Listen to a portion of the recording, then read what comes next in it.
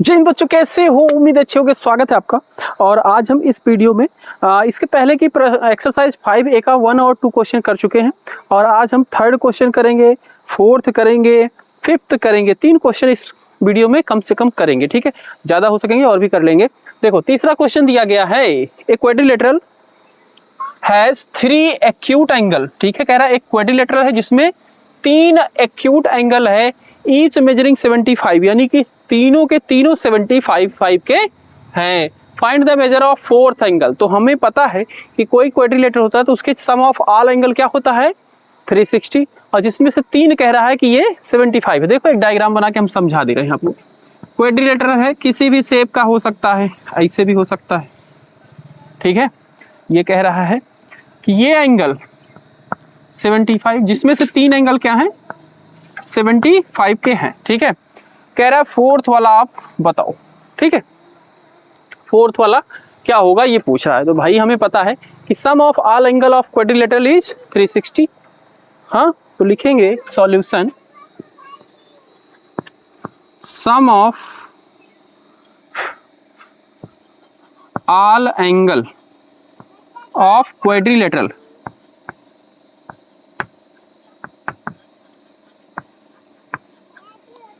Is 360।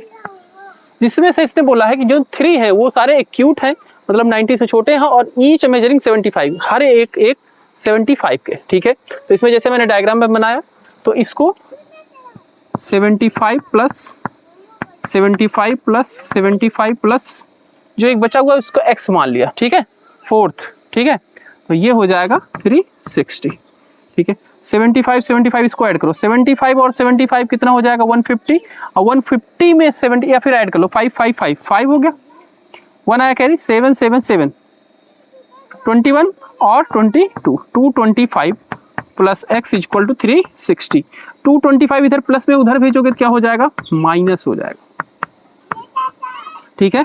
x equal to क्या हो जाएगा 360 में से इसको माइनस करो, 10 में से 5 गया 5, ये भी इतना बचा 5 में से 2 गया 3, ये 3 में से 2 गया 1, 135, यानी कि जो हमारा x एंगल बचा हुआ है वो क्या है 135। तो जो 4th एंगल है वो क्या है 135। इसी में एक मान लेना आप, यहीं पे कहीं लेट कर लेना, लेट 4th, क्योंकि 4th पूछा था, 4th एंगल बी x, ठीक है। इस तरीके से लिख लेंगे ताकि हमारा जो x आया वो क्या हो जाएगा 4th एंगल। तो लिखेंगे 4th एंगल इक्वल टू 135, ये हो जाएगा इसका सॉल्यूशन, ठीक है। क्वेश्चन नंबर 4 दिया गया है, कह रहा है कि the side of rectangles are in the ratio of 7:5, ठीक है। इसकी लेंथ क्या है 7 गुना है किसी की, और विड्थ क्या है 5 गुना, ये है रेशियो का मतलब, ठीक है। एक जो साइड है भाई रेक्टेंगल में, एक बड़ी साइड होती है, एक छोटी साइड, ठीक है। तो जो लेंथ है 7 टाइम है किसी का, और जो विड्थ है 5 टाइम है, ये रेशियो देगा। एंड इट पेरीमीटर इज 96, और इसका जो पेरीमीटर है वो क्या है 96। Find it length and width. तो भाई आपको पता होगा पेरीमीटर ऑफ रेक्टेंगल क्या होता है 2 × L + B, ठीक है। 2 × L + B इक्वल टू 96 लिख देंगे, ठीक है। बट यहाँ पे लेंथ क्या है, किसी का टाइप, मतलब किसी का 7 गुना और किसी का 5 गुना, तो मान लेते हैं वो किसी क्या है भैया x का 7 गुना है, ठीक है। तो इसमें लेट कर लेंगे let the length of rectangle क्या है 7x, ठीक है। और इसी तरीके से width of rectangle equal to ये क्या है 5x, ठीक है। तो हमें पता है पेरीमीटर ऑफ रेक्टेंगल क्या होता है 2 × L + B, ये होता है पेरीमीटर ऑफ रेक्टेंगल। अब यहाँ पे लेंथ कितनी, अच्छा ये जो चीज है ये दी गई है 360 के इक्वल, सॉरी 96 सेंटीमीटर, ये दी गई है 96 सेंटीमीटर, ठीक है। तो यहाँ पे जो लेंथ है वहां पे हमने माना 7x और विड्थ क्या है 5x इक्वल टू 96, ठीक है भाई। देखो पेरीमीटर ऑफ रेक्टेंगल का फॉर्मूला ये होता है, और यही फॉर्मूला तो क्या होगा 96 के इक्वल, क्योंकि पेरीमीटर दिया। ये हो गया। अब देखो इसको सॉल्व करो, 7 और 5 को ऐड करो, कितना हो गया 12x मल्टीप्लाई 2, ठीक है, इक्वल टू 96। 2 इधर क्या है मल्टीप्लाई उधर भेजेंगे तो डिवाइड हो जाएगा, ठीक है। और 12 इधर क्या है फिर बचा 12x, हाँ, तो उसे इसको काट दो, 2 4 जा 8, 2 8 जा 16, 12 भी इधर मल्टीप्लाई है, 12 को जब उधर भेजेंगे तो ये हो जाएगा x इक्वल टू 48/12, और 12 से कितनी टाइम में कट जाएगा ये 4 टाइम में, यानी कि x की वैल्यू कितनी आ गई 4। अभी ये x की वैल्यू आई है, अब देखो लेंथ क्या हो जाएगी, ठीक है, इधर कर रहे हैं भाई क्योंकि नीचे मेरा थोड़ा सा इसमें है प्रॉब्लम, तो लेंथ क्या हो जाएगी, length of rectangle equal to क्या था 7 इंटू एक्स, 7 इंटू 4, 7 4 जा 28 सेंटीमीटर, ठीक है। और इसी तरीके से विड्थ ऑफ रेक्टेंगल ये क्या है 5 इंटू एक्स, एक्स की जगह 4, 5 4 जा 20 सेंटीमीटर, ठीक है। तो ये हमारा 28 आ जाएगा लेंथ, और ये विड्थ आ जाएगी 20 सेंटीमीटर। इस तरीके से हमें इसे करना है, ध्यान रखना भाई, इसको ऐसे लिखना, फिर वो चीज जो है इसी के नीचे ही है, फिर ये नीचे रहेगा, ठीक है, समझ रहे हो ना बात को, ओके, नोट कर लो। क्वेश्चन नंबर 5 दिया गया है, in the given figure ABCD square, ये जो फिगर दिया गया है इसमें ABCD क्या है, एक स्क्वायर है, find the measure of angle CAD, ये एंगल हमें फाइंड करना है, ठीक है। तो देखो भाई स्क्वायर का आपको पता होगा बेसिक तो, कि जो इसकी चारों साइडें होती हैं इक्वल होती है, ठीक है। अब इस ट्रायंगल के अंदर ACD ट्रायंगल में देखो, ये साइड इक्वल, ये साइड इक्वल, यानी कि इसके सामने का एंगल ये और इसके सामने का एंगल ये दोनों भी इक्वल, इनको अगर x मान ले तो ये भी x हो जाएगा। और ये किसका सिंबल है 90 डिग्री का, अगर ना भी होता तब भी हम लेते, क्योंकि स्क्वायर का ईच एंगल भी 90 डिग्री होता है, सभी एंगल उसके 90 के होते हैं, स्क्वायर और रेक्टेंगल दोनों में। तो ये 90 डिग्री का सिंबल ही फिलहाल बना हुआ है, तो हमें 90 पता चल जाएगा। अब इन तीनों का सम क्या करेंगे 180 के इक्वल कर देंगे, triangle sum property, angle of, हाँ ट्रायंगल सम प्रॉपर्टी, ठीक है, कि किसी ट्रायंगल के तीनों एंगल का सम 180 होता है, ठीक है। तो इसमें एक लेट कर लेंगे, late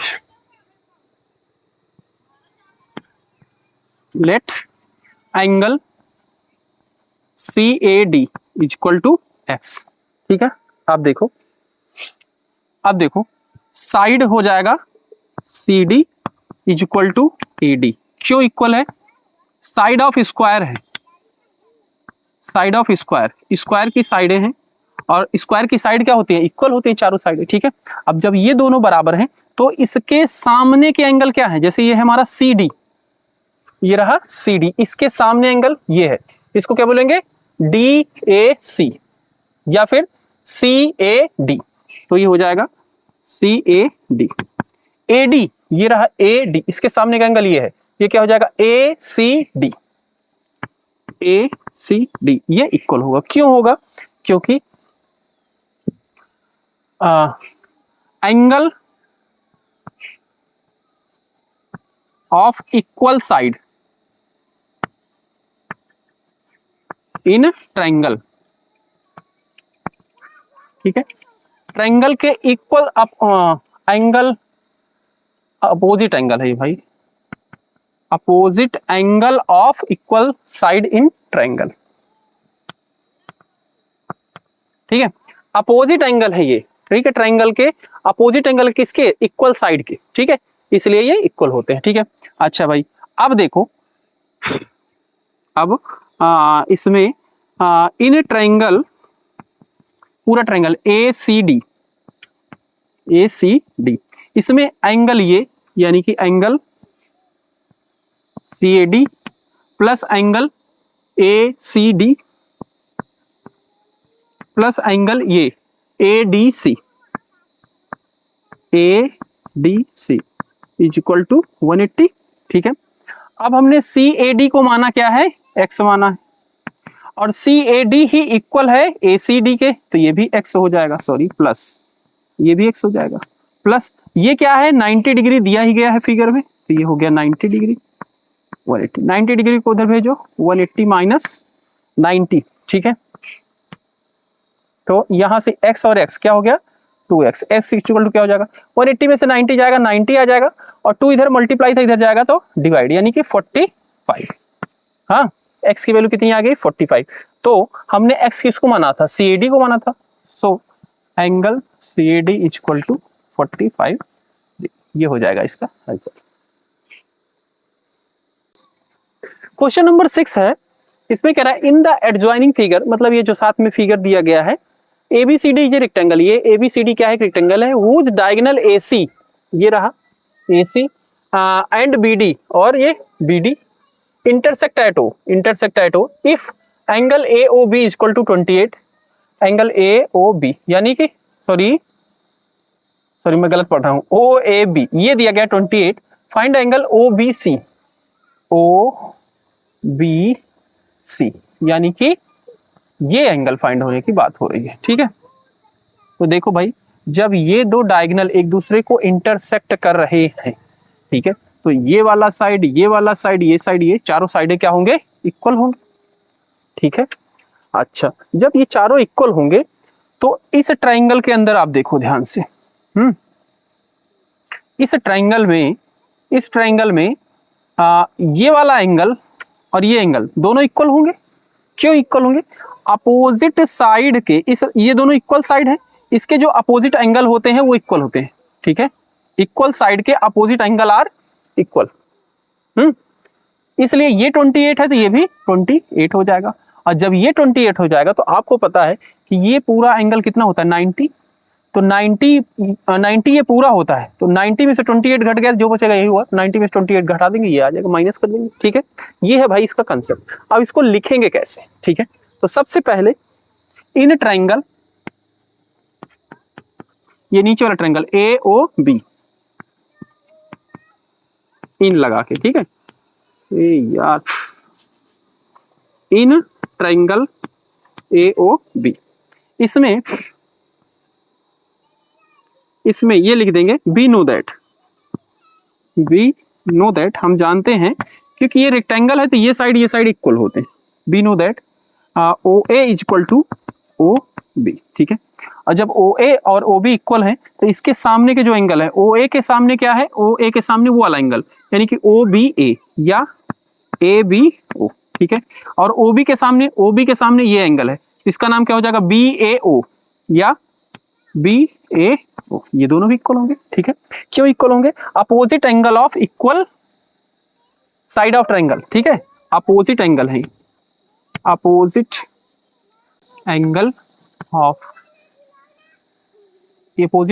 of equal side in triangle, opposite angle in equal side of triangle. ठीक है, ओके, ठीक है, ये इक्वल हो गए।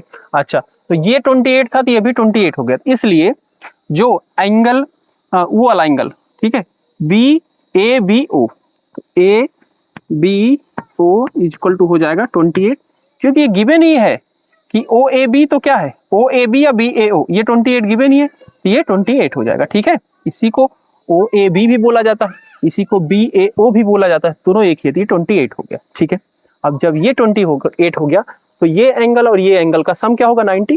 ठीक है, तो लिखेंगे एंगल, देन एंगल ABO, ठीक है, ABO और angle OBC is equal to 90। क्यों, ईच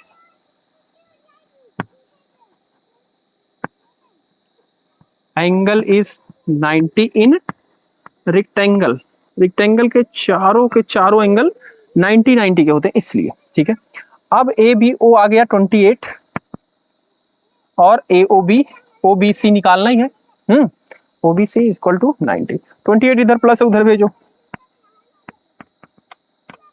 90 माइनस 28, 90 में से 28 माइनस होगा, 10 में से 8 गया 2, ये बचा 8 में से 2 चला गया 62 आ गया, ये हो गया 62, यानी कि यहीं पे लिखना चाहो तो एंगल OBC इक्वल टू 62, ये सॉल्यूशन हो जाएगा।